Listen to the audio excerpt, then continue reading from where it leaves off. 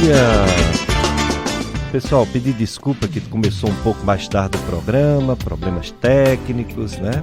Mas estamos iniciando mais um Dicas de Saúde. Eu sou Péricles Vasconcelos, sou médico clínico, sou médico do aparelho digestivo, gastroenterologista, e esse programa Dicas de Saúde, que tem como objetivo promover saúde, falar sobre as doenças mais frequentes, mais importantes, falar de prevenção de doença quando existe prevenção, né? Falar de coisas boas, bons hábitos de vida, atividade física para todos, boa alimentação, sem muitas gorduras, sem muitos açúcares, sem muita droga, né, na vida das pessoas, sem muito álcool, sem fumo, sem outras drogas, e conhecendo as doenças mais frequentes, trazendo sempre especialistas, médicos ou outros profissionais de saúde para falar de saúde.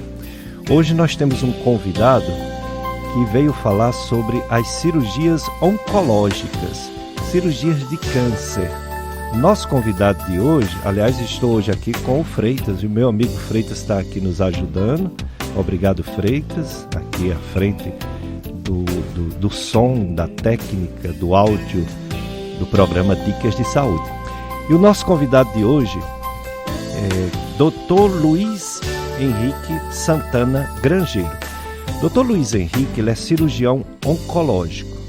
Dr. Luiz Henrique, ele foi nosso aluno na faculdade FAMED, UFC, que agora é o UFCA, Barbalha. É cirurgião geral pelo Hospital Universitário Walter Cantilho, Hospital Escola de Fortaleza. É cirurgião oncológico pelo Instituto de Câncer do Ceará. Pós-graduação em cirurgia oncológica gastrointestinal minimamente invasiva pela Beneficência Portuguesa, São Paulo, e gentilmente aceitou nosso convite para falar sobre essas doenças que assusta a população, e com razão, mas que, quando diagnosticada a tempo, pode curar. Muito obrigado, Dr. Luiz Henrique, por ter aceito o nosso convite. Eu que agradeço o convite, para mim é um prazer estar participando desse programa, onde já passaram grandes especialistas aqui da região. Eu desejar um bom dia a todos os ouvintes, um bom dia ao Freitas, um bom dia ao professor Péricles, que esteve participando da nossa formação como médico e contribuiu muito para a gente chegar até aqui hoje. Eu que agradeço, Dr. Luiz Henrique, seu reconhecimento, e fico muito feliz pelo crescimento, pelo sucesso, né, pelo resultado dessa faculdade que chegou como uma extensão da UFC de Fortaleza, né? Chegou aqui em Barbalha como extensão, mais ou menos na mesma época que houve a Estácio FMJ aqui no Juazeiro, e os alunos foram chegando, e alguns deles com destaque que a gente via logo de cara que seriam grandes profissionais no futuro. E a nossa previsão estava certíssima. Grandes profissionais saíram dessas duas faculdades daqui do Cariri, pessoas que realmente por vocação fizeram medicina e hoje estão ajudando a população. O Dr. Luiz Henrique Grangeiro, ele opera câncer. Não é fácil operar câncer, porque além de ser uma doença que cresce muito rápido, o resultado nem sempre é o esperado, né? 100%, justamente porque ele cresce rápido e invade outros órgãos. Então, a responsabilidade muito grande. Primeiro, cirurgião geral, depois, cirurgião oncológico. Mas ele faz isso com uma capacidade e com o reconhecimento de todos os profissionais de saúde da região do Cariri. Dr. Luiz Henrique Grangeiro, como é a performance do médico? Ele se forma, como é que ele vira um cirurgião de câncer, um cirurgião oncológico? Qual é a caminhada que faz o médico após a sua formatura para um dia ser cirurgião oncológico? O cirurgião oncológico, ele tem uma formação após a faculdade de pelo menos 5 anos.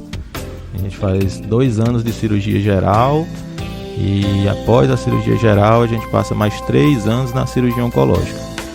Alguns colegas como eu, a gente prefere passar mais 1 ano ainda fazendo uma especialização em uma área mais específica. No meu caso, a gente fez a cirurgia minimamente invasiva do aparelho digestivo. mas a gente acaba atuando em praticamente todos os tipos de cânceres. É uma formação realmente bem longa, mas é uma formação bem satisfatória que a gente consegue ajudar pessoas que realmente estão doentes. Muito bem, então realmente é muito tempo, mas vale a pena para sair bem preparado para ajudar as pessoas nessas cirurgias, às vezes bem delicadas. E o cirurgião oncológico faz diversas cirurgias, diversos tipos de câncer. O doutor Luiz Henrique opera câncer de estômago, câncer de intestino, que a gente chama de cólon, câncer de ovário, câncer de endométrio, câncer de pâncreas. Ele faz com aquela cirurgia moderna, né, que é a videocirurgia laparoscópica. Qual a diferença fundamental, doutor Luiz Henrique, da cirurgia tradicional para essa cirurgia videolaparoscópica? Eu costumo dizer que a cirurgia laparoscópica ela é a mesma cirurgia, sendo que ela é feita por uma via diferente. A cirurgia tradicional, a cirurgia laparotômica, que a gente chama, a gente faz uma incisão no abdômen, uma incisão grande, e a gente opera diretamente o órgão com as nossas próprias mãos, né? Já na cirurgia laparoscópica ou robótica, que é a que a gente chama de minimamente invasiva, a gente utiliza uns portais com incisões menores, os portais de 10 mm, 12 mm, 5 mm, e por meio desses portais a gente utiliza instrumentos que a gente entra na cavidade e a gente tem uma agressão menor ao tecido e a gente consegue proporcionar uma recuperação mais rápida e menos dor pós-operatória. Na cirurgia laparoscópica a gente utiliza instrumentos que a gente chama de rígidos, sem mobilidade. E na cirurgia robótica, que é uma cirurgia que a gente está tentando implantar também, a gente já tem informação para isso, a gente utiliza a interface do robô. Às vezes a gente pensa que o robô opera sozinho, mas o robô é controlado pelo cirurgião e as pinças elas são articuladas e assim a gente consegue ter uma precisão maior na cirurgia. Mas é uma cirurgia exatamente igual à outra, apenas a via de acesso é menos traumática para a recuperação ser melhor, não é isso? Exatamente, a cirurgia é a mesma. A gente tinha aquela cultura de que é melhor fazer aberta porque a gente enxerga melhor. Na verdade, para algumas localizações, como a pelve, por exemplo, a cirurgia laparoscópica ela dá uma visão melhor do que a visão a olho nu. Porque a câmera ela consegue dar uma ampliação de até 20 vezes na imagem e Maravilha. A gente consegue ver detalhes anatômicos que a olho nu a gente não consegue enxergar bem. Que coisa boa. Vocês que são mais jovens, assim, faz a medicina há menos anos, vocês aprenderam a fazer essa cirurgia moderna, são craque, como diz no popular, nessa cirurgia moderna. E os médicos antigos, cirurgiões antigos, eles estão se adaptando, eles fazem curso, eles fazem treinamento para essa cirurgia videolaparoscópica? Sim, hoje em dia o futuro da cirurgia é a cirurgia minimamente invasiva. Então, assim, a gente tem hoje em dia diversos cursos, diversas pós-graduações em que o cirurgião, mesmo mais antigo, ele está já atuando na cirurgia minimamente invasiva também. E o importante é que, seja pela via laparoscópica, pela via minimamente invasiva ou pela via laparotômica, o importante é que o cirurgião, principalmente se tratando de câncer, que ele faça a cirurgia pela via que ele está mais habituado a fazer. Que ele tem uma chance de ter uma efetividade da cirurgia melhor. A gente sabe que a cirurgia minimamente invasiva ela tem as suas vantagens na recuperação, mas essas vantagens da recuperação não podem suplantar o resultado oncológico, que é o objetivo da cirurgia. Muito bem. Já tivemos aqui a substituição no programa, o Freitas saiu, assumiu o Paulo Roberto. Paulo Roberto, o Freitas já colocou o apoio cultural de 8h30, então a gente pode emendar, né, esse bloco, né? Muito bem. Acompanhar na FM Padre Cícero, na quarta-feira que vem, dia 1º de setembro, a partir de 9 horas da manhã, a Santa Missa de encerramento da festa de Nossa Senhora da Penha, dia 1º, quarta-feira, 9 da manhã, missa de encerramento da festa de Nossa Senhora da Penha. Então será diretamente da Igreja Catedral Nossa Senhora da Penha, no Crato, e vocês vão, quem não puder ir para lá, ou quem não não tiver tempo, não tiver condição de ir para lá, assiste aqui na FM Padre Cícero. Temos um aviso também de um amigo que está colocando uma academia, como eu falei, é tão importante a atividade física. Daqui a pouco o Dr. Luiz Henrique vai falar disso. Quando a gente fala de câncer, a gente lembra logo de cigarro, fumo, né? Bebida em excesso, né? Vírus, às vezes, alguns vírus, o sol, câncer de pele, mas aí também quase todos os cânceres, talvez eu esteja exagerando, quase todos os cânceres, mas em vários cânceres a obesidade contribui. Então, como é importante a atividade física para, juntamente com a alimentação adequada, para diminuir os riscos de câncer, diversos cânceres. Diversos cânceres. Então, tem um amigo que ele está colocando a primeira unidade de academia Bodyfit, o nome Bodyfit, localizada no centro da cidade de Juazeiro, na rua São Luís, 316, para fazer a diferença. Fiquem atentos nas redes sociais, bodyfit.juar, @bodyfit.juar, para o dia da inauguração. E para os pacotes promocionais, contamos com a presença de todo, diz a direção Bodyfit Academia. É isso aí. Estou entrevistando o Dr. Luiz Henrique Santana Grangeiro. Ele é médico cirurgião oncológico, quer dizer, cirurgia de câncer. Dr. Luiz Henrique, por que essa doença? Essa doença que, tirando esse coronavírus que está matando muito, ela é, ao lado talvez do infarto, do coração, do AVC, as doenças que mais matam no mundo. O câncer, ele tira a vida de muitas pessoas, às vezes até crianças, e principalmente os idosos. Por que o câncer, Dr. Luiz Henrique? Por que existe essa doença? Qual a causa do câncer? Cada órgão tem uma causa diferente ou o câncer tem uma causa geral? Bom, quando a gente fala de câncer, a gente fala de um grupo de doenças, de cerca de 100 doenças, que a gente chama de neoplasias malignas. E o que é que acontece para que surja o câncer? A gente tem nas células uns mecanismos de reconhecimento das células vizinhas e a capacidade da célula morrer. No câncer, a gente tem uma mutação genética e que as células perdem essa capacidade de reconhecer as células vizinhas e com isso elas invadem os tecidos vizinhos, invadem as células vizinhas e ela tem uma multiplicação desordenada. Essa mutação, na maioria das vezes, ela acontece ao acaso, a despeito do que normalmente a gente pensa, que o câncer, por ser uma alteração genética, é sempre hereditário, mas são coisas diferentes. O câncer hereditário, a gente tem em cerca de 10 a 15% dos cânceres. A maioria, o restante desses cânceres são o que a gente chama de esporádico, eles acontecem ao acaso e eles acontecem justamente por conta desses fatores ambientais. Seja alimentação rica em alimentos ultraprocessados, seja na falta de atividade física, levando à obesidade, como falou o Dr. Péricles, exposição a alguns agentes que a gente chama de cancerígenos, o hábito de fumar e a ingestão de bebidas alcoólicas. E com isso, essa célula que perde a capacidade de reconhecer as células vizinhas, elas invadem e aí quando elas caem na corrente sanguínea, elas têm a capacidade de se implantar em outras regiões do corpo, diferente daquela que ela surgiu, e causar o que a gente chama de metástase, que é quando o câncer se desenvolve em um local à distância daquele local que ele surgiu. Muito bem. Então o câncer tem esse motivo principal, né?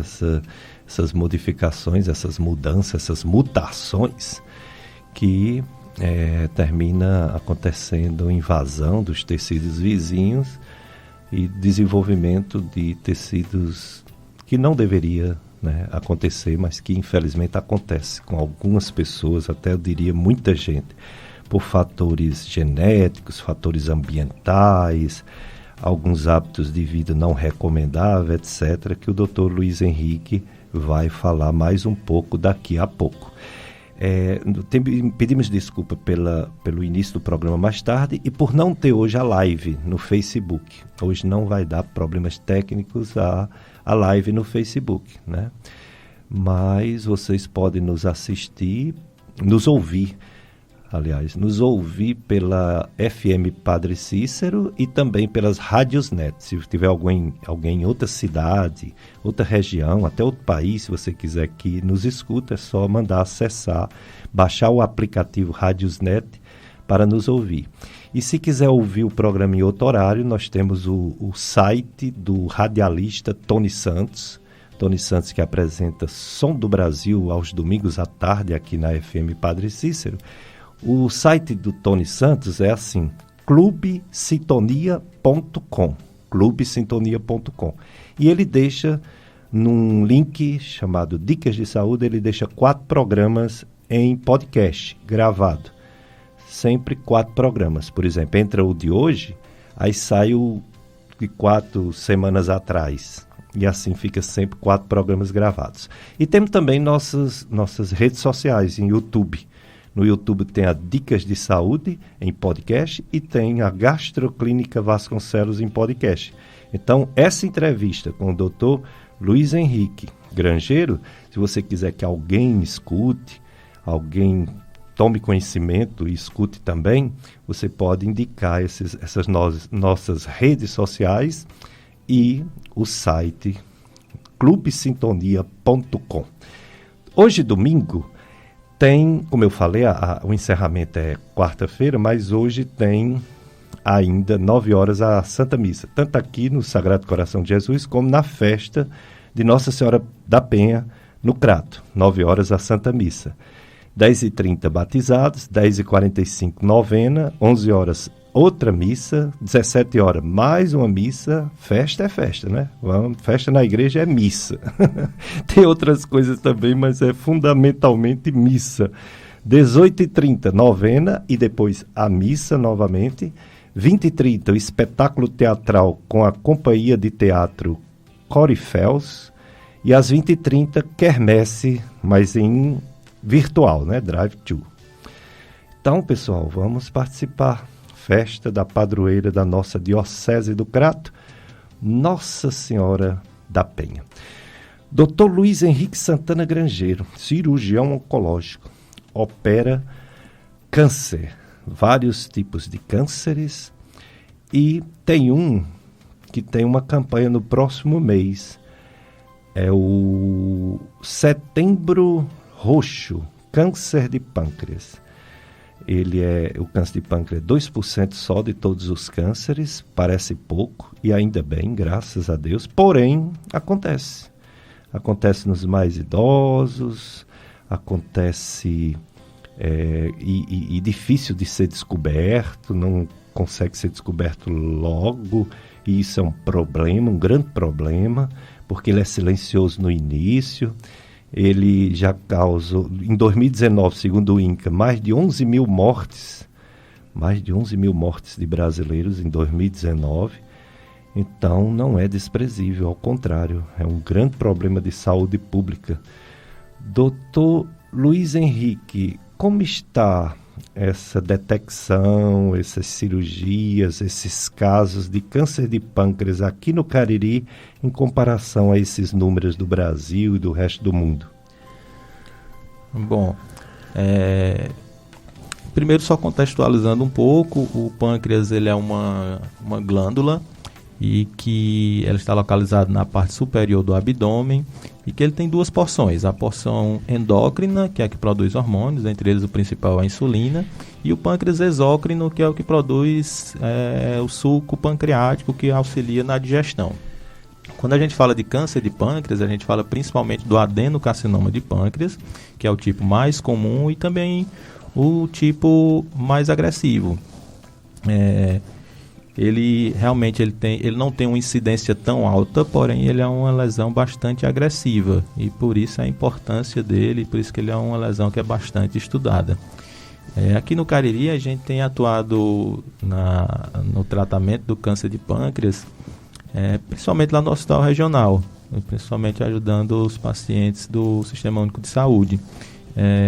A gente ainda tem, do câncer de pâncreas, ainda não tem um exame que a gente chama de screening, que é o exame para a gente rastrear a população, para saber quem tem, os pacientes assintomáticos, quem tem câncer de pâncreas.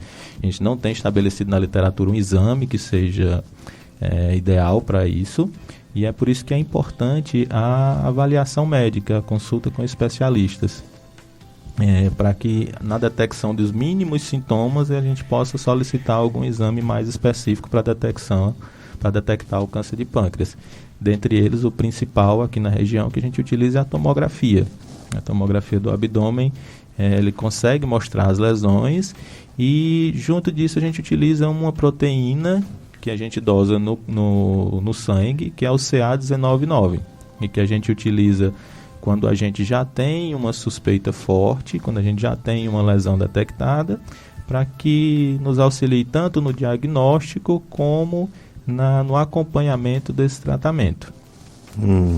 E ele, no início, você nem sabe que tem, aí começa a se manifestar. Se ele fica um pouco mais para o lado direito, para a cabeça do pâncreas, a pessoa pode ficar amarelo, igual como uma hepatite, não é isso?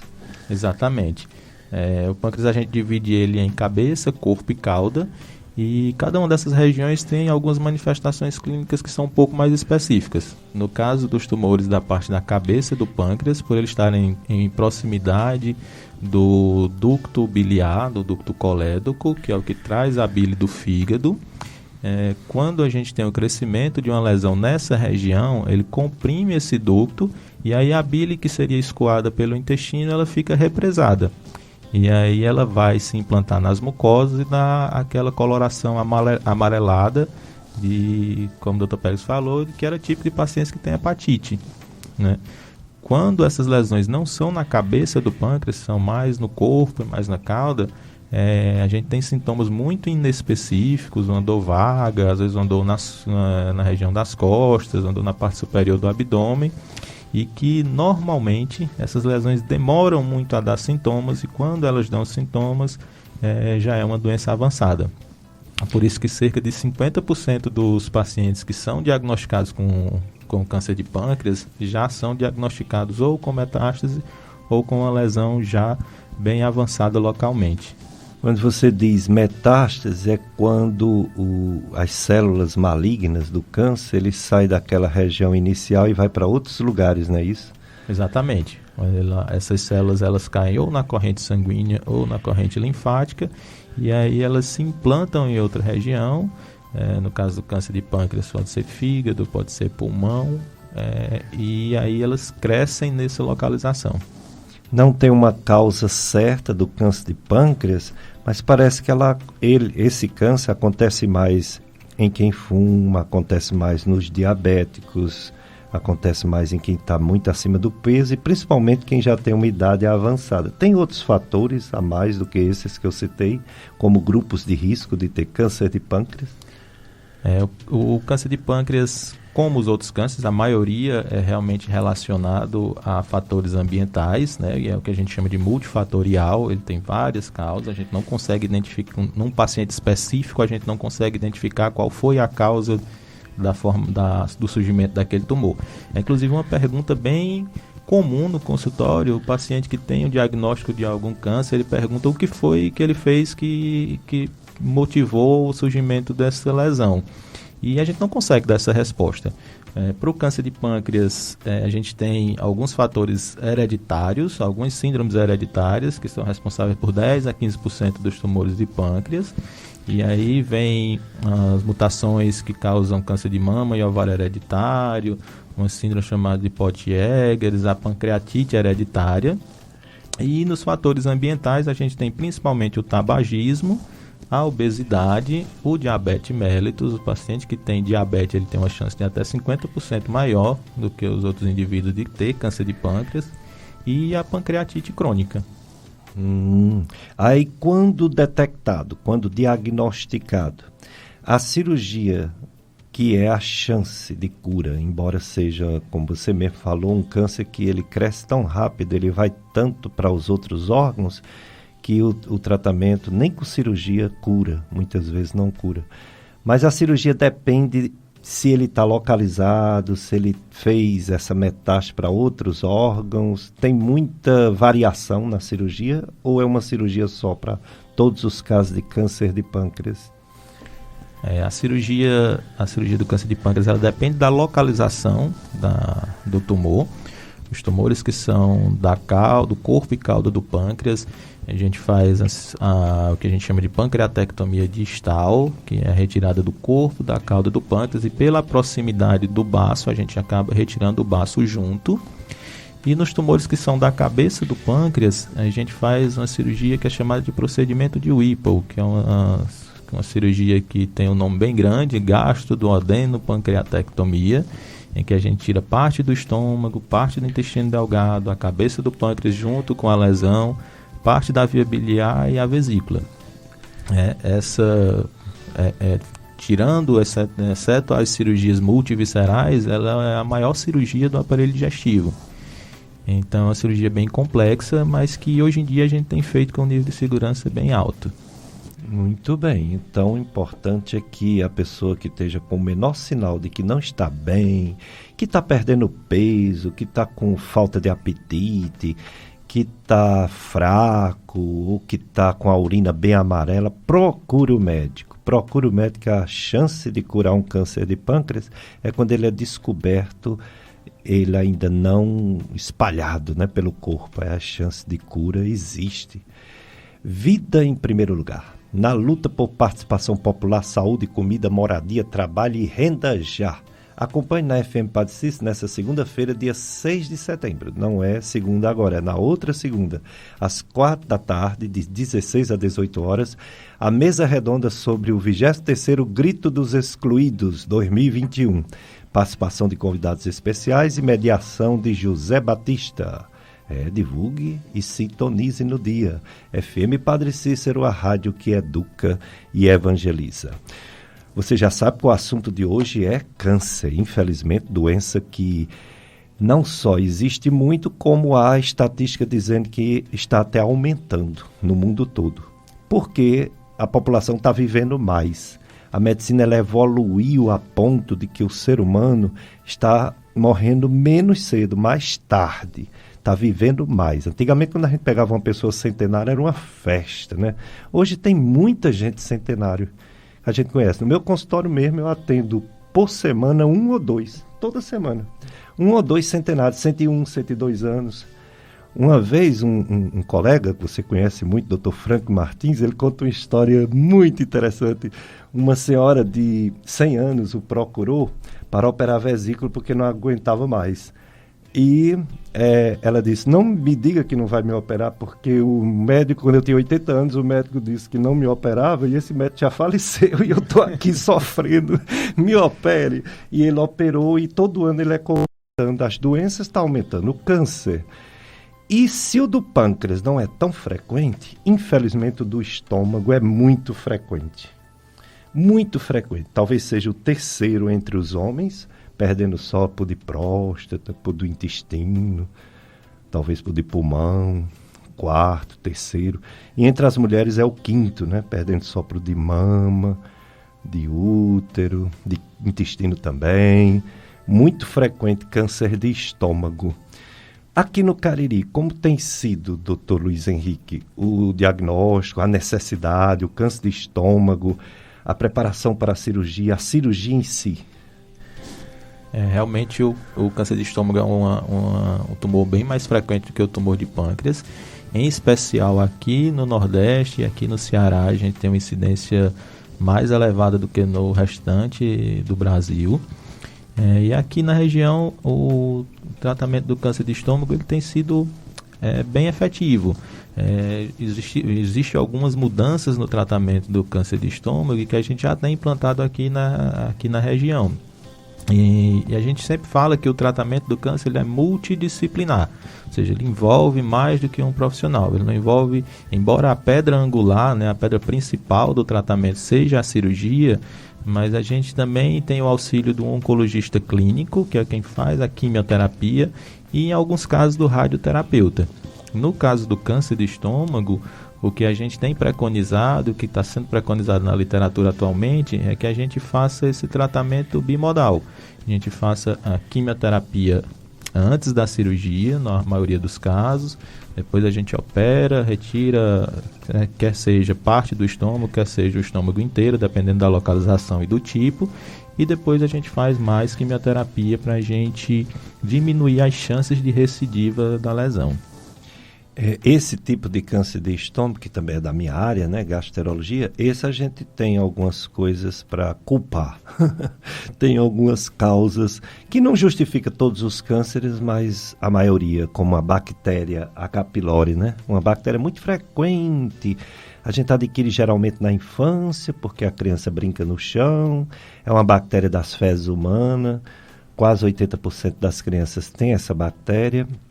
E mesmo quando fica adulto, a maioria permanece com essa bactéria, descobre quando faz a primeira endoscopia. Na maioria das vezes, essa bactéria não causa nada, nem gastura, nem dor, nem nada. Uma gastritezinha leve, pronto. Mas às vezes ela complica, ela pode dar úlceras, pode sangrar e pode dar esse câncer de estômago associado a outros fatores. Por exemplo, se suspeita que o excesso de sal. E como o Ceará tem um costume, é um estado que tem uma boa parte do litoral banhada pelo mar, nós comemos muito peixe, né? Principalmente o pessoal do litoral mesmo. Né? Seria essa a causa do Ceará ter mais câncer de estômago do que a média nacional, a mistura do sal, do peixe da água salgada com o H. pylori? Ou existem outras pesquisas querendo descobrir por quê? O que a gente sabe é que realmente o H. pylori e a alimentação rica em sal, ela favorece o surgimento do câncer de estômago. E aqui no Ceará a gente realmente tem a união desses fatores com a união de que a nossa região ainda não é tão desenvolvida comparado com o restante do Brasil. Então a gente sabe que o câncer de estômago também é associado a baixos índices socioeconômicos, a ingestão de alimentos mal processados, mal armazenados, mal acondicionados, e que essa é uma das linhas de raciocínio de por que o Ceará, a região Nordeste, a região Norte, tem uma incidência aumentada do câncer de estômago. Uma pessoa faz uma endoscopia. Quando dá uma úlcera no estômago, a maioria dos endoscopistas tranquiliza a pessoa dizendo que a úlcera do estômago, se for a bactéria, trata a bactéria, se for o uso de anti-inflamatório, é só parar o anti-inflamatório, tomar um remédio para acidez, esses famosos prazóis, e a pessoa fica bom. Mas às vezes dá uma zebra, às vezes aquela úlcera não é tão boazinha não, às vezes já é o início de um câncer, não é um perigo, não tem que fazer biópsia em todos esses pacientes, doutor Luiz Henrique. Exatamente, é realmente muito importante fazer biópsia de todas as lesões gástricas diagnosticadas, e que nessas biópsias a gente às vezes consegue realmente flagrar um câncer de estômago e na sua fase inicial, que é quando o tratamento tem sua maior efetividade. É realmente bem importante a biópsia de todas as úlceras. Pois é, a gente tem visto pessoas, eu conheço muitas pessoas que operaram o estômago, aqui mesmo na região de Cariri, estão muito bem. Aqui na Paróquia Sagrado Coração de Jesus, eu conheço pessoas, amigas, amigos de muitos anos, que têm esse histórico, que foi operado de câncer de estômago. Tem também amigos que foram operados de câncer de intestino. Agora, tem outros cânceres que eu não tenho amigos ou pacientes que têm essa história, como por exemplo do pâncreas. Eu não tenho. Eu sei que muitos médicos devem ter pacientes que a acompanham, mas eu não tenho. Parece que o câncer de pâncreas, o câncer de esôfago, parece que descobre muito tarde comparado ao do estômago e ao do intestino, não é isso? Isso, realmente o câncer de pâncreas ele é bem mais agressivo do que o câncer de estômago, ele tem uma sobrevida bem menor. Uma das causas é realmente a biologia do tumor de pâncreas, que ele é mais agressivo, E existem algumas teorias anatômicas também, de por que o câncer de estômago e o câncer de esôfago, eles são de mais difícil controle. Na maioria dos órgãos, a gente tem um invólucro, que a gente chama de meso, que ele meio que segura o tumor naquela localização. No caso do pâncreas, a gente não tem essa serosa, esse meso, e do esôfago também não. Então acaba que a gente não consegue delimitar bem o sítio da cirurgia e às vezes realmente uma célula pode escapar mais facilmente e ocasionar a recidiva, que é quando o tumor volta. É o Dr. Luiz Henrique Santana Grangeiro. Ele é cirurgião oncológico. Daqui a pouco ele vai dizer onde é que faz essas cirurgias minimamente invasivas. Mínimo de invasão, quer dizer, não é aquela facada de antigamente. Eu fui operado de vesícula com aquela facada de antigamente, em 1992. Já tinha a cirurgia por videolaparoscopia aqui no Cariri, mas eu tive um pouco de receio, porque os colegas estavam chegando, né? Ou fazendo a conversão da cirurgia, 1992. Aí eu fiz a tradicional mesmo. Mas já minha filha, já minha cunhada, já minha irmã, todas fizeram cirurgias de vesícula por essa cirurgia de videolaparoscopia. Hoje está bem fundamentado, quer dizer, é a mesma cirurgia e o resultado, em vez de você passar mais de um dia no hospital, passa menos, a recuperação, por exemplo, acamado, fazendo dieta, também diminui o tempo sendo a cirurgia videolaparoscópica, não é isso? Exatamente. A grande vantagem da cirurgia laparoscópica é realmente o tempo de internação menor, a recuperação, a volta ao trabalho mais rápida, menos dor no período pós-operatório e a gente não objetiva ter resultados oncológicos diferentes. Todos os estudos que a gente faz, que é feito sobre a efetividade da cirurgia minimamente invasiva, são estudos que a gente chama de não inferioridade. E o que é isso? A gente compara as duas técnicas, a técnica tradicional, aberta, com a técnica minimamente invasiva, e o que a gente quer é que elas não sejam diferentes em termos de resultado oncológico. Porque aí os benefícios de recuperação da cirurgia minimamente invasiva favorecem o tratamento por essa via. E a gente tem estudos muito bons sobre essa área. Inclusive, a gente deixa de fazer algumas cirurgias minimamente invasivas porque os estudos que tem disponível atualmente mostraram que ela é inferior à cirurgia aberta. Desse, o principal, o que é mais batido hoje em dia, é o tumor de colo de útero. No tumor de colo de útero, a gente havia sido começado a ser feito pela via minimamente invasiva, mas depois que saiu um estudo bem robusto, comparando as duas técnicas, viu que para o colo de útero, específico para o colo de útero, essa cirurgia era inferior à cirurgia aberta, e aí a gente abandonou essa técnica e passa a fazer apenas a cirurgia aberta. Muito bem, então você já sabe que o assunto hoje é câncer. O nosso convidado, Dr. Luiz Henrique, é cirurgião de câncer, cirurgia oncológica. Então, se você tiver alguma dúvida, quiser fazer alguma pergunta, é só você ligar 3512-2000. Também é o telefone do WhatsApp, 3512-2000. Aí você liga, o nosso operador de áudio e som, Paulo Roberto, recebe sua pergunta e nos passa aqui para o nosso entrevistado responder, nosso convidado. Hoje, várias festas, né? Na igreja também Nossa Senhora da Saúde, paróquia Nossa Senhora da Saúde, Penaforte. 73 anos de festa em honra a Nossa Senhora da Saúde, 15 anos de ereção canônica da paróquia. Será até o dia 8 de setembro. Hoje, dia 29, domingo, já teve a alvorada festiva, a caminhada com a imagem da residência de Maria Ângelo de Jesus e Vicêncio Anjo de Jesus, Bia e Linda, Sítio Areias, 7 horas a missa na matriz, 19 horas outra missa na matriz.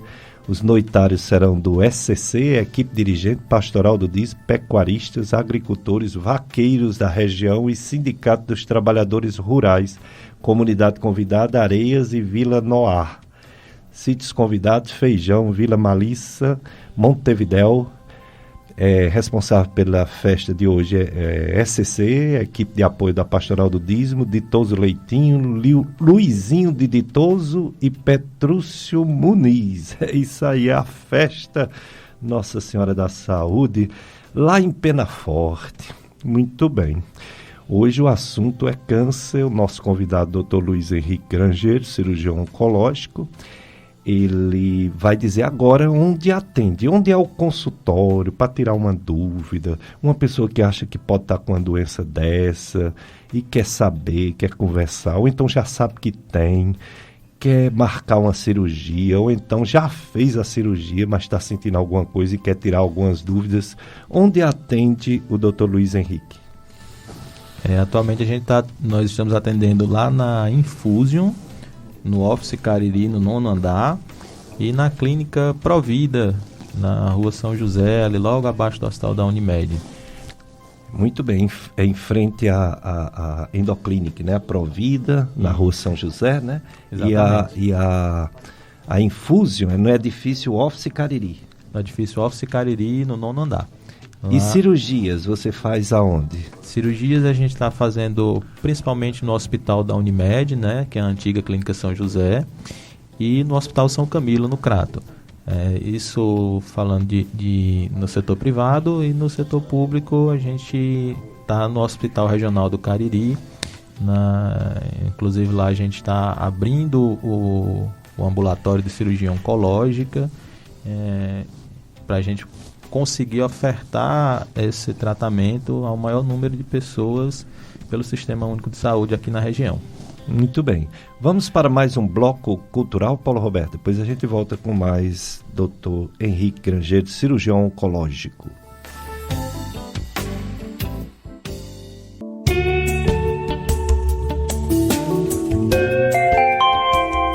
FM Padre Cícero, 8h04.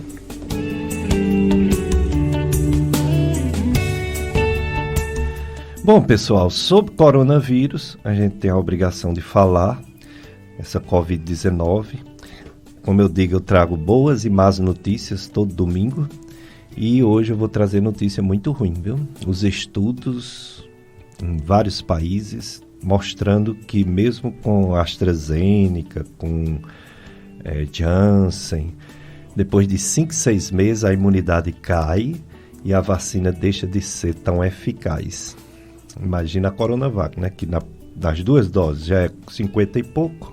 Se as outras caem de 80%, 90% para 60%, 70%, a Coronavac cai mais ainda. Então, o governo do Brasil, através do Ministério da Saúde, já está programando para setembro a 3ª dose, apenas para pessoas de idade, né? Pessoas acima de 70 anos e imunossuprimidos, pessoas que têm doença que diminui a imunidade, ou que toma medicamento que diminui a imunidade.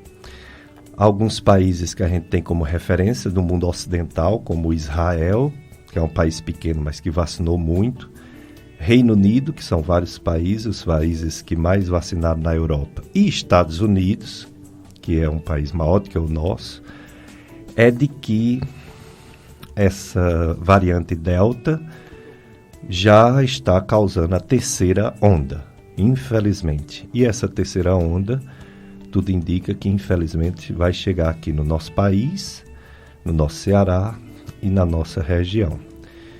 Então, vamos se vacinar quem tiver a oportunidade, vamos ter cuidado de não aglomerar, não dispensar o uso de máscara, que é uma proteção individual, o cuidado higiênico, que é fundamental, e os que tiverem o direito a tomar a 3ª dose, que o faça. A partir de setembro, essa vacinação já vai ser dada a quem tem mais de 70 anos e imunossuprimidos. É isso. Aqui no Juazeiro a vacinação avança, graças a Deus. Só ontem foi realizado 5.583 aplicações, 3.727 em pessoas de 22 a 29 anos, já chegou na idade de 22 anos. Algumas regiões do Brasil já está vacinando até adolescente. a maioria está chegando 22, 21, 19, 20, 18, né? 18 anos. Aqui no Juazeiro, a segunda dose ontem foi em 1.273 pessoas. Fazem 5 dias que não morre pessoas no Juazeiro. Quer dizer, a segunda onda está bem baixa. 5 dias. Uma morte em uma semana. Semana passada foram 2, então houve uma queda boa, né? Uma queda de 2 para 1. Em número de casos, a média são 17 casos por dia. Semana passada eram 21, houve uma diminuição de 19%. E internação, tem 16 pessoas internadas com Covid e 42 com isolamento domiciliar. Então, mais de 50 pessoas, né, com Covid. Então, a gente ainda tem que ter muito cuidado, sabendo que essa terceira onda, infelizmente, está chegando. Nossa amiga Nailê. Ô, Nailê, tudo bem? Faz tanto tempo que eu não te vejo. Eu vejo seu filho, viu? Seu filho é médico, é o Gustavo. Grande Gustavo, viu, Nailê? Parabéns, viu? Seu filho Gustavo muito bom médico. Foi nosso residente lá do Hospital Regional. E Nailê é minha amiga de muitos anos. Ela parabeniza pela entrevista. Ela perdeu o pai dela há 2 meses devido a câncer de pâncreas, infelizmente. Como eu falei aqui, o doutor Luiz Henrique confirmou. É um câncer que é difícil de descobrir cedo, né? Ele quando é descoberto, já está avançado. Aí fica difícil a cura, mas acontece a cura quando é descoberta a tempo. Já José Pinheiro da Silva, de 75 anos de idade, daqui do bairro Salesiano, ele diz que já foi paciente do doutor que está sendo entrevistado hoje. Olha aí, reconhecimento do doutor Luiz Henrique. Um abraço, seu José Pinheiro, um paciente bem querido da gente mesmo. Olha aí. Pois bem, a rádio continua na modernidade. Pensavam que televisão ia acabar com rádio, não acabou. Pensavam que internet ia acabar com rádio, não acabou. Ao contrário, a rádio entrou dentro da internet. A rádio continua moderna. Sabe se adaptar aos tempos, está sempre atual. O rádio transmite sentimento, desperta sensações, informa e alegra. É a companhia de todas as horas.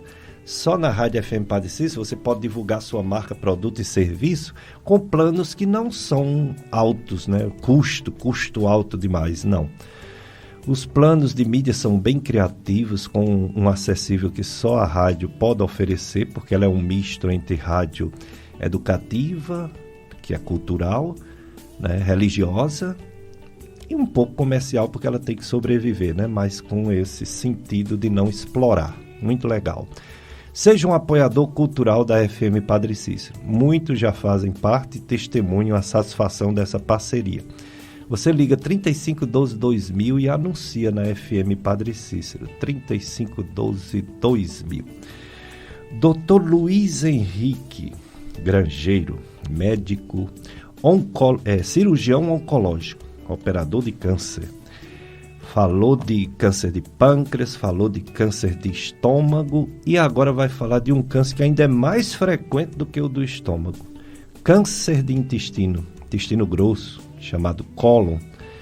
Ele, em mulheres, só perde por câncer de mama e mortalidade. Para os homens, só perde em câncer de próstata e mortalidade, talvez o do pulmão, depende da região, né?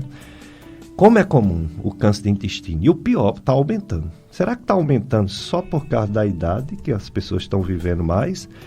Ou o câncer de intestino tem outros fatores que faz ele ficar cada vez mais frequente, Dr. Luiz Henrique? Realmente o câncer de cólon, ele tem aumentado, e tanto pelo avançar da idade, pelo avançar da expectativa de vida, como pelos hábitos de vida, mais uma vez. A obesidade é fator de risco importantíssimo para o câncer de cólon. Alimentação rica em gorduras, rica em alimentos ultraprocessados, a bebida alcoólica e o sedentarismo Esses são fatores que a gente tem visto aumentar na sociedade e que tem também levado ao aumento dessa neoplasia. É verdade. E assim, quando tem essas campanhas, e já tem a campanha do câncer de colo, ainda bem, mas quando tem a campanha Outubro Rosa, que é importante, Novembro Azul, importante, a medicina baseada em evidência, ela faz uma crítica dizendo que se usa muito a palavra prevenção e não é verdade. É a palavra detecção precoce, né? Descobre cedo. Já o câncer de intestino, esse sim, tem como fazer uma campanha e prevenir o câncer, porque se uma pessoa fizer uma colonoscopia, encontrar um pólipo tipo adenoma e tirar, houve uma verdadeira prevenção. Como é importante esse exame, hein, doutor Luiz Henrique? Exatamente. Eu acho que o screening do câncer de cólon, para mim, é o mais fantástico de todas as neoplasias. Porque ele, junto do screening para o câncer de colo de útero, ele consegue realmente impedir que o câncer se forme. Como o Dr. Pérez falou, a campanha do Outubro Rosa, a campanha do Novembro Azul para o câncer de próstata, o que a gente consegue é ter uma detecção mais precoce. Mas a gente não consegue interferir na instalação do câncer. Já no câncer de cólon, a colonoscopia, hoje preconizado pela maioria dos colegas, mas que também pode ser pela pesquisa de sangue oculto nas fezes, iniciou pela OMS a partir dos 50 anos, algumas sociedades indicam começar aos 45 anos. Ela pode detectar lesões que a gente chama de pré-neoplásicas, que são justamente esses pólipos com adenoma com displasia de baixo grau, displasia de alto grau, e que a gente sabe que tem bem documentada essa cascata de evolução até chegar no câncer. E quando a gente atua nessas lesões pré-neoplásicas, a gente impede a formação desse câncer. E aí sim é onde eu acho que os exames de screening têm a sua maior efetividade. E se uma pessoa tem sintomas, se uma pessoa está defecando sangue frequentemente, mesmo sabendo que a maioria é coisa simples, é só hemorroida, mas às vezes é uma coisa mais grave, a pessoa procura o médico. Mas uma pessoa que não sente muita coisa, só o intestino preso, que muita gente tem, ou ao contrário, umas diarreias aqui e acolá, qual a idade que a pessoa deveria começar esse screening, esse exame, colonoscopia? Qual a idade indicada para prevenir, para descobrir o pólipo antes de ser câncer? Isso, pela OMS, deve ser iniciado aos 50 anos. Pela Sociedade Americana, a gente já está indicando começar um pouco mais cedo, aos 45 anos. E pacientes que têm parentes de primeiro ou segundo grau que foram acometidos pelo câncer de intestino, pelo câncer de cólon, esse rastreio deve se iniciar 10 anos antes do caso mais novo. Ou seja, se um parente teve o câncer de cólon aos 52 anos, por exemplo, esse screening no restante da população, no restante dos parentes, deve começar aos 42 anos. Tem um histórico de um paciente que eu fazia retossigmoidoscopia. Quando eu voltei em 1989, eu não fazia colonoscopia, e eu perguntei aos colegas, em 1989, quem fazia colonoscopia no Cariri? Aí disseram, ninguém. Tá chegando um médico em Barbalha, doutor Hernandes, que vai fazer tanto a alta quanto a baixa. Aí eu digo, bom, eu aprendi a fazer retossigmoidoscopia, um aparelho mais barato, eu vou ficar fazendo, tratando hemorroida e detectando às vezes alguma coisa. E teve um paciente que ele, pela idade e porque defecou sangue, eu fiz esse exame e tinha um caroço, né? Eu encaminhei, ele fez a cirurgia no São Vicente com o doutor Adriano. E ele diz que toda vez que vai no doutor Adriano, ele está muito bem, isso já faz mais de 15 anos. O doutor Adriano pergunta, como é que você descobriu que tinha alguma coisa e procurou o médico? Aí ele disse, porque eu defequei um pouquinho de sangue, o doutor Pérez fez um exame aí e mandou para cá. Quer dizer, é uma coisa que pode ser evitado. E outra coisa, quando descobre já câncer, uma chance grande de recuperação. tem cirurgia e tem quimioterapia. Depende de como está o câncer, né? Do estadiamento do câncer. Exatamente. Depende tanto do estadiamento, como também depende da localização. Os tumores que a gente chama do cólon intraperitoneal, que é do cólon direito, cólon transverso, cólon descendente, sigmoide, a parte superior do reto, eles são tratados da mesma forma. Quando em seu estágio localizado, né, quando ele está apenas no órgão, o tratamento principal é a cirurgia com a ressecção da lesão, da gordura que tem ao redor do intestino e dos linfonodos. E a gente pode fazer quimioterapia ou não, dependendo de alguns fatores, como se tem acometimento no linfonodo, se o tumor é muito grande, invade algumas estruturas vizinhas.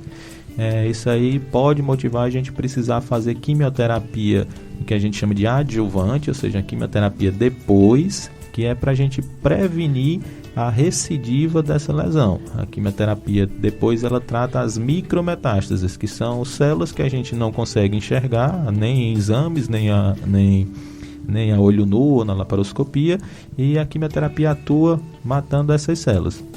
Nos tumores que são do reto médio, reto baixo, que são os tumores extraperitoneais, do cólon extraperitoneal, um dos papéis, uma modalidade de terapia que tem um papel importantíssimo é a radioterapia.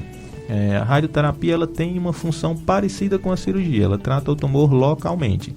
Então, em alguns casos, uma estratégia que a gente tem chamado de watch and wait, né, olhar e esperar, após a radioterapia, que foi desenvolvida inclusive por uma cirurgiã brasileira, a doutora Angelita.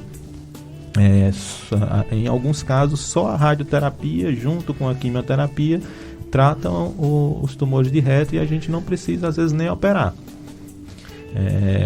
A cirurgia para o câncer de reto baixo é uma cirurgia que é às vezes mutiladora, o paciente às vezes pode precisar ficar com colostomia definitiva, e a doutora Angelita introduziu essa modalidade de terapia e que a gente consegue preservar o órgão e trazer a cura na mesma forma que com a cirurgia. Legal. Conheci a doutora Angelita, já assisti várias palestras dela. Ela teve Covid e se recuperou, graças a Deus. Ela já tem uma certa idade, né? Mas recuperou da Covid, graças a Deus, saiu da UTI. Que coisa boa. Grande médica, grande cirurgiã, coloproctologista, né? Doutora Angelita. E em relação a questão de causa do câncer de intestino, além de tudo que você já falou dos outros, a idade, algum caso na família, né? Parente de primeiro grau, pai, mãe, irmão, a idade, a obesidade, mas parece que a questão da comida influencia mais, né? Carnes processadas, não muito fresca, muita carne vermelha, parece que tem a ver com esse câncer, não é, doutor Luiz Henrique? Isso, exatamente. A alimentação rica em gordura, rica em carne vermelha, ela realmente aumenta bastante a incidência do câncer de cólon. Antigamente, a gente ia para um churrasco quando alguém passava no vestibular, quando alguém casava, um batizado. Mas hoje você liga e pede um churrasco todo dia na sua casa, né? Chega a carne de churrasco, né?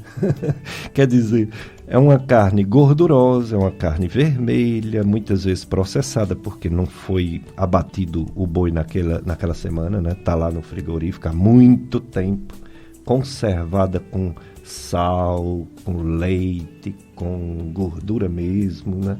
Essas carnes não são tão saudáveis quanto carnezinhas frescas, menos gordurosas, não é isso?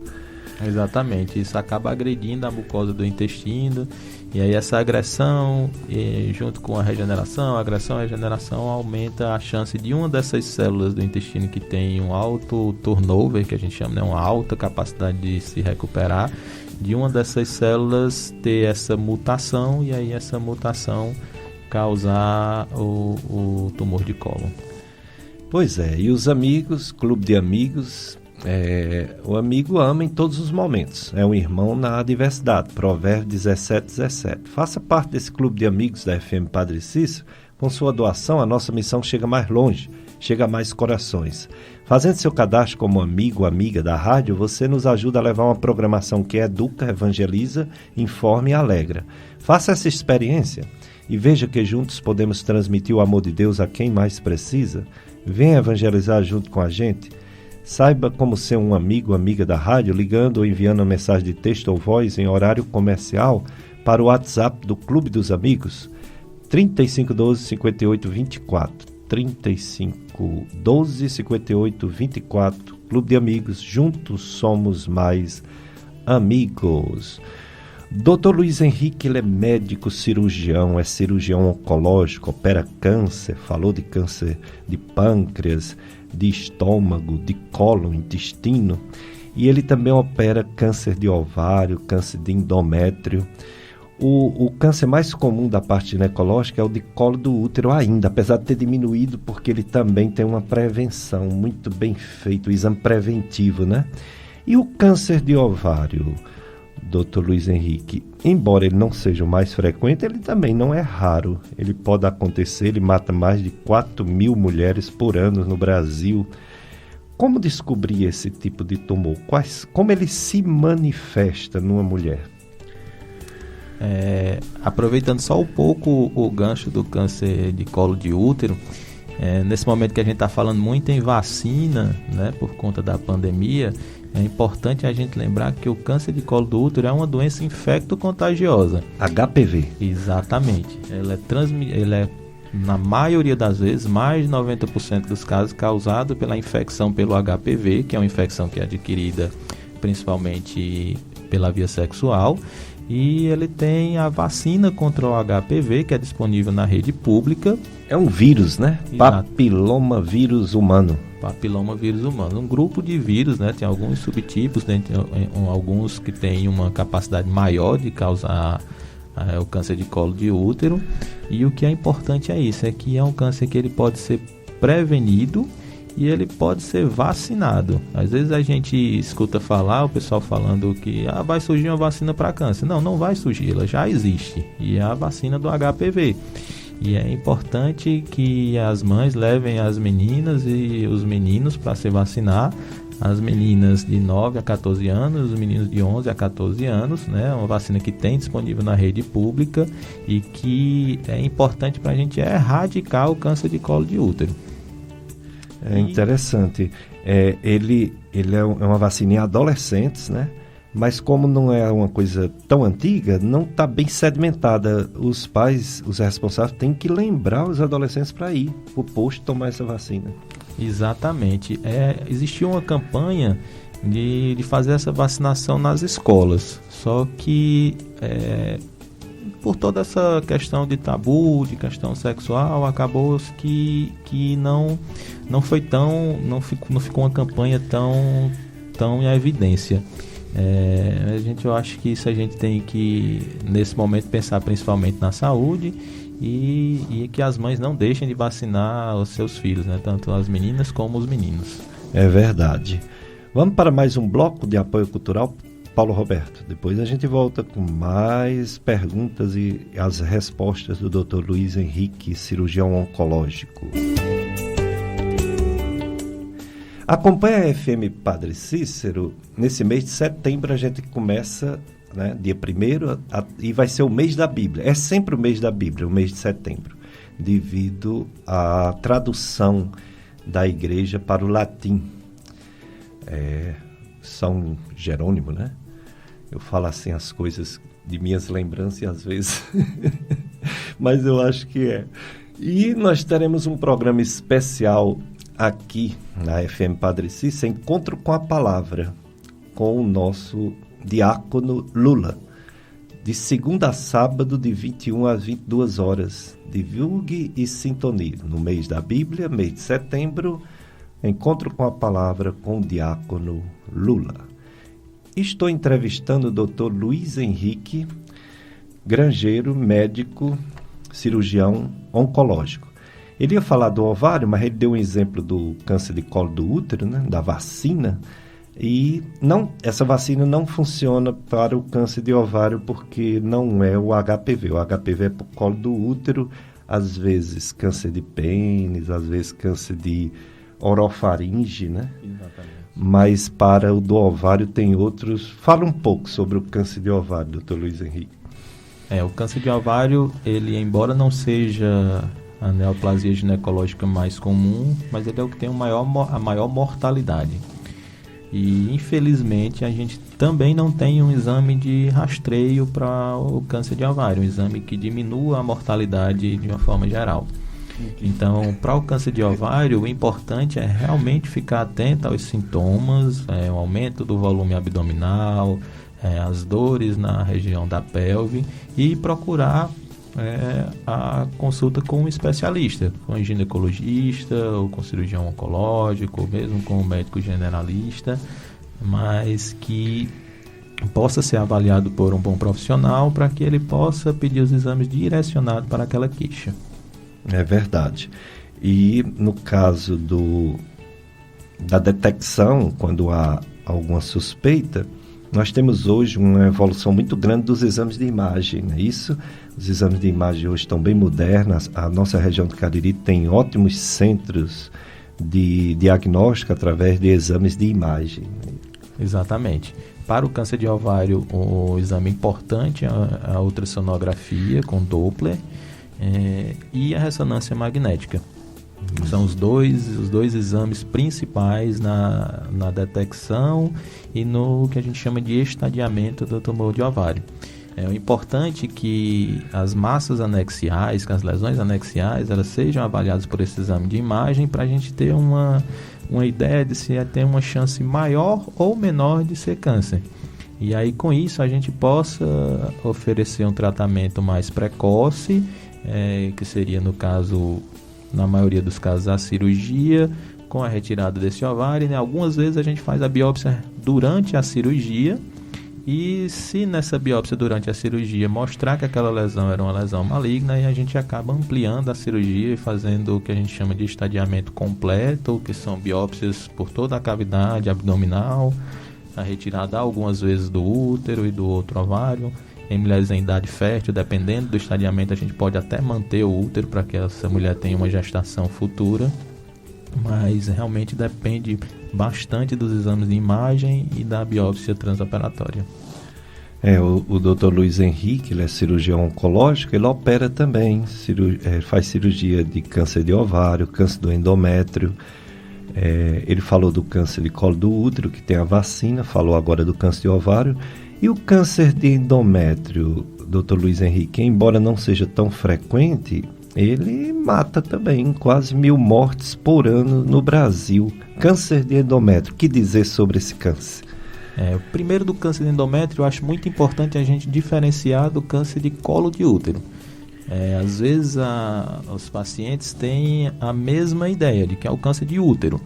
Então, e que o colo de útero e o endométrio estariam englobados nessa mesma entidade de câncer de útero, mas são duas patologias completamente diferentes, duas patologias com tratamento completamente diferente. O câncer do endométrio, ele é um câncer das células de revestimento interno do útero, local onde o bebê é gerado mesmo, e que ele tem sua incidência principalmente em mulheres mais idosas, e a principal característica é o sangramento uterino depois da menopausa. Então, toda mulher que tem um sangramento uterino depois que ela já passou na menopausa, ela precisa ser avaliada por um ginecologista ou por um cirurgião oncológico, e normalmente o exame inicial é a ultrassonografia, em que ele vai ver se tem um espessamento desse endométrio, dessa camada de revestimento interno do útero, e algumas vezes a gente precisa fazer um exame chamado histeroscopia. E a histeroscopia, a gente introduz uma câmera por dentro da cavidade uterina e a gente detecta essas lesões dentro da cavidade e faz a biópsia. Caso a biópsia venha positiva, venha realmente comprovando que é um tumor de endométrio, a gente lança mão de alguns exames para a gente saber o estadiamento, que é a ressonância da pelve, a tomografia do abdômen, para a gente saber a extensão dessa doença, e o tratamento principal é a cirurgia. No caso do tumor de endométrio, a gente havia comentado no início que o tumor de colo de útero a gente não faz pela via minimamente invasiva, mas já do colo do endométrio, a melhor via de de tratamento é pela via minimamente invasiva. A esterectomia com a retirada dos ovários e a linfadenectomia, que é a retirada dos gânglios linfáticos próximos à lesão. E isso tudo a gente consegue fazer pela via minimamente invasiva com a mesma efetividade da cirurgia aberta. Que bom, né? Que a cirurgia minimamente invasiva, a recuperação é bem mais rápido e o resultado é igual à aberta. Que maravilha, né? Um progresso, uma evolução da cirurgia nesses últimos anos. Outra festa, tem festa demais, graças a Deus. Festa de São Raimundo Nonato, paróquia Nossa Senhora das Dores de Amacaru, comunidade de Vila Extrema, Missão Velha. Com São Raimundo queremos viver na esperança. Hoje, dia 29, 19 horas, 8ª noite de novena e celebração da palavra, subtema São Raimundo Nonato, modelo de fé que nos inspira à busca de uma vida virtuosa, pregador Edenilson, comunidades homenageadas Gameleira dos Machados, Jamacaru e Cajazeiras, animação coral da comunidade. Nós estamos também na pré-festa da paróquia Nossa Senhora das Dores, nossa festa aqui, né, setembro, aqui do nosso Juazeiro. Ontem teve, né, a ida do Carrandô, Nossa Senhora das Dores, pelas várias paróquias e com cobertura também da FM Padre Cícero. E depois vai ter a própria festa, né? A festa está chegando. Infelizmente ainda virtual, né? Devido ao risco de contágio dessa doença. Mas não deixa de ser uma festa, porque o que vale é o nosso coração, né? Nosso coração ficando em festa está valendo. É o que vale mais. Mas a festa, ela vai acontecer. Então a gente vai ficar atento às transmissões tanto das redes sociais da paróquia Nossa Senhora das Dores, como a transmissão aqui da FM Padre Cícero, né? Também. É isso aí. Bom, como eu falei, 5 dias sem mortes aqui no Juazeiro, coronavírus, 16 internados, 42 com tratamento domiciliar, 20 casos a mais, e no Brasil está caindo o número de mortes, é o final da segunda onda, mas o risco de uma terceira onda chegar. A média de mortes no Brasil está em 682, lembrando que um mês e meio atrás a média era 1.387 mortes por dia, caiu para 687 mortes, ainda é muita coisa, mas está diminuindo. E o número de casos por dia também caiu para 24.722, ainda é muita coisa também, né? Mas pelo menos está caindo e o Brasil deixou de ser o epicentro. O Brasil tem menos casos e menos mortes do que o próprio Estados Unidos, a Índia, países que estavam abaixo do Brasil. O Brasil ficou abaixo agora e são todos nossos irmãos, mas quanto mais próximo a doença, maior o desespero, né? Da comunidade daqui, de quem mora aqui, nossos parentes, nossos vizinhos, nossos amigos. Quanto mais próximo, maior o desespero. Já a vacinação continua avançando, há uma perspectiva até o final de outubro de ser vacinado todos os brasileiros acima de 18 anos, menos os doidos que não querem, né? Menos os teimosos que não querem. Mais uma média dia de 1.642 vacinados, 1.642 vacinados é a média dia. Caiu um pouquinho em relação à semana passada, que era 1.818 brasileiros vacinados. Toda a população, primeira e segunda dose, quer dizer, recebeu a segunda dose, mais de 28% dos brasileiros, e pelo menos uma dose, mais de 60% dos brasileiros. Somando as duas doses, já 188 milhões de brasileiros receberam pelo menos uma dose. É aquela luta, né? De um lado da balança tá as vacinas, do outro lado da balança tá as variantes, principalmente a Delta. E a gente espera que aqui no Brasil vença a vacina, já que infelizmente em outros países está vencendo a variante Delta. No Rio de Janeiro a variante Delta infelizmente já venceu, já está lotado de novo os hospitais do Rio de Janeiro. E o problema é quando chegar em São Paulo, viu? Para valer. Porque de São Paulo passa para o Brasil todo, não é? Porque o nordestino vai mais para São Paulo do que para o Rio. Quando eu ia estudar no Rio, eu fiz Rio de Janeiro, né? Aí eu ia de ônibus. Era o jeito. 2 dias e meio de viagem. E o ônibus que eu ia para o Rio de Janeiro, cheio de juazeirense, né? Cratense, tudo. Aí, de repente, o pessoal, eu descia, aí eu olhava assim, eu disse, oxe, vocês não vão descer não. Não, aqui é tudo para São Paulo. Só eu pro Rio. Eu fui para São Paulo, não encontrei o que eu queria nos internatos, aí fui pro Rio. Aí do Rio fiquei, né? Fiquei no Rio. Maravilha, que cidade maravilhosa, né? Linda, mas cheia de perigo, né? E São Paulo não tem essas bonitezas todas, mas é prático, é uma cidade em que o povo trabalha, né?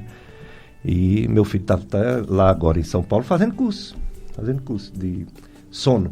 Foi fazer um reforço de sono, que ele está ligado ainda à PUC. E também a esposa dele, que é odontóloga, está fazendo um curso também relacionado ao sono, né? Medicina do sono. Então, vai todo mundo para São Paulo. Então, se essa variante Delta pegar São Paulo, meu Deus, pegou o Brasil. Esse é o problema, né? Mas vamos pedir a Deus que isso não aconteça. Dr. Luiz Henrique, eu sei que é uma tarefa difícil perguntar a um médico, mesmo que seja um médico de câncer, um cirurgião oncológico, como evitar o câncer. Missão quase que impossível. Mas dá para fazer muita coisa. O que fazer para evitar os cânceres mais frequentes, ou pelo menos diminuir a possibilidade de adquirir os cânceres mais frequentes? O que é que você recomenda aos ouvintes que estão ouvindo nosso programa agora? Realmente é uma tarefa bastante árdua, mas a gente tem algumas medidas que a gente consegue reduzir a incidência dos cânceres. Uma delas é o hábito de fumar, cessar o tabagismo, né? A gente sabe que o cigarro ele está associado não só aos tumores de pulmão, mas a gente tem associação com tumores de esôfago, tumores de orofaringe como um todo, e outros tumores como estômago, intestino. Então, a cessação do tabaco integrais, né? Evitar esses alimentos ultraprocessados, evitar o consumo excessivo de carne vermelha, evitar o consumo excessivo de gorduras. Nos cânceres que têm uma prevenção bem estabelecida, como o câncer de colo de útero, que tem o exame citológico nas mulheres entre 25 e 64 anos, né? A vacina contra o HPV, que a gente falou agora há pouco. Isso. Enfatizar nas meninas de 9 a 14 anos e nos meninos de 11 a 14 anos. E a prática de exercício físico, controle do peso corporal, todas essas são medidas que a gente consegue diminuir a incidência do câncer. Além de tudo isso que você falou, de vez em quando aparece uma coisa, assim, uma polêmica. Tem algo provado sobre refrigerante? Às vezes aparece alguma dúvida sobre os açúcares, os adoçantes. Tem algo de concreto nessas suspeitas que isso pode causar também câncer?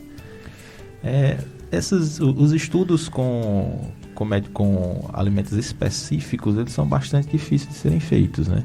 A gente não consegue ter um estudo com poder estatístico forte, como são quando a gente testa uma droga, que são os testes randomizados, duplo cego. Com alimentação a gente não consegue pegar um grupo de população e expor essa população a ingesta de refrigerante, por exemplo, deixar outra população sem tomar refrigerante e comparar isso ao longo do tempo e ver se realmente o refrigerante influencia. O que nós temos são estudos retrospectivos, que esses estudos retrospectivos servem para gerar uma hipótese e que a gente vê que na população que tem um consumo maior de açúcar, um consumo maior de refrigerante, com todas as outras substâncias que estão no refrigerante, como conservante e outras substâncias, essa população ela tem uma incidência maior de câncer.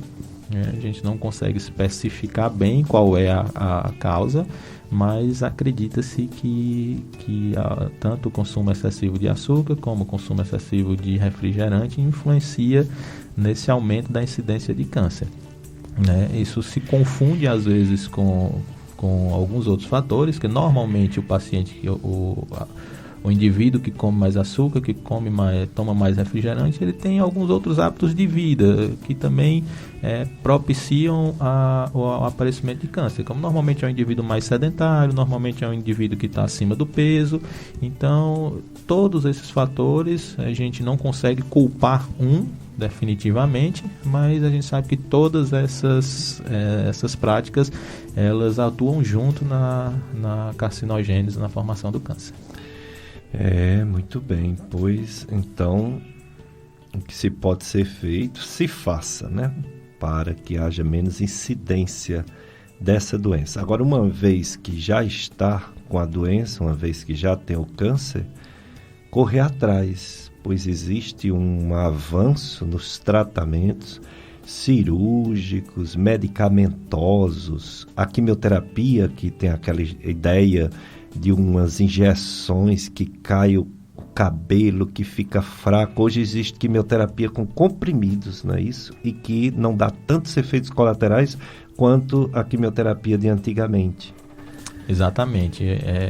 O avanço da oncologia, ele é muito rápido.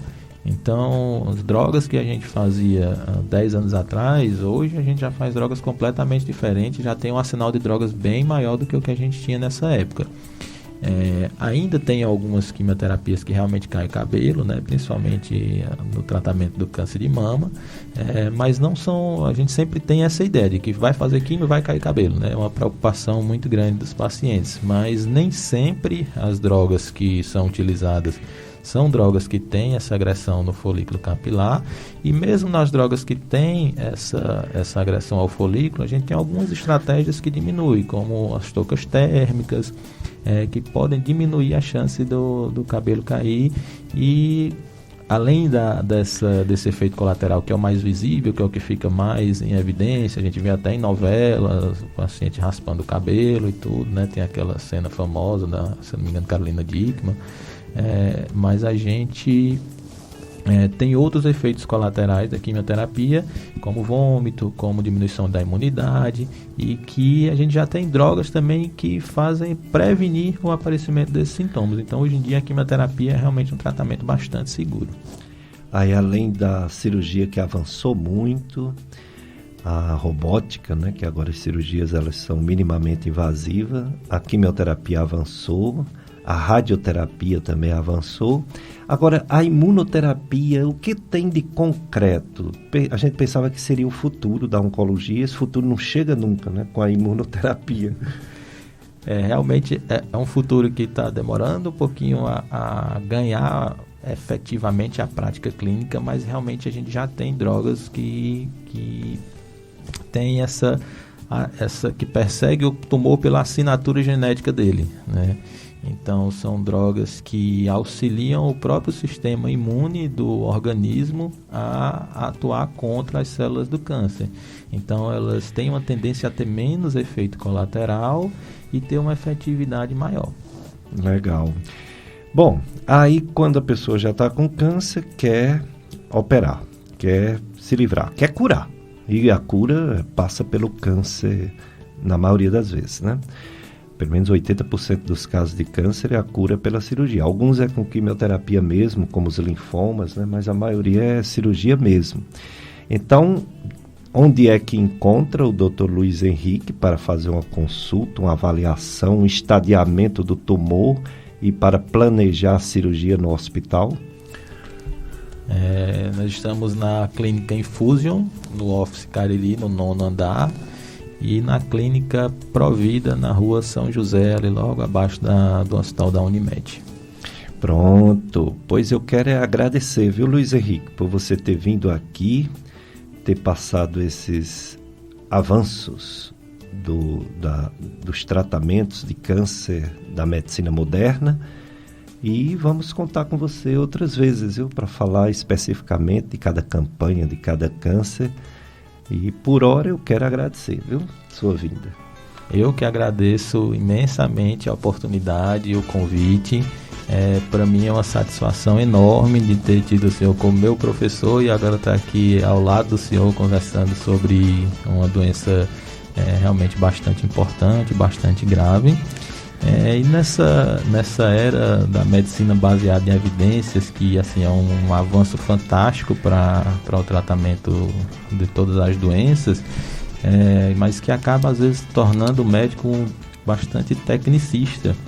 Eu queria encerrar minha participação com a citação de um psiquiatra famoso que o seu filho conhece com certeza, que é o Carl Jung, né?